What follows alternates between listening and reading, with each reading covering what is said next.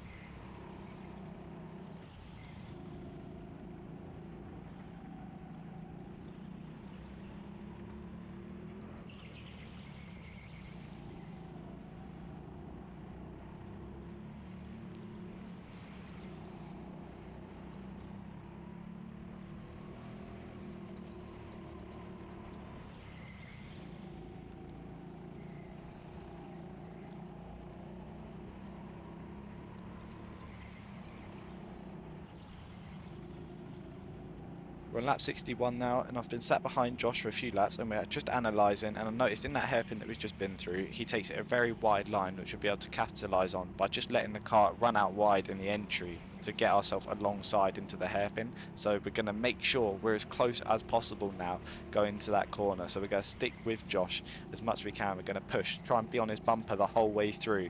And we're close enough here, I think.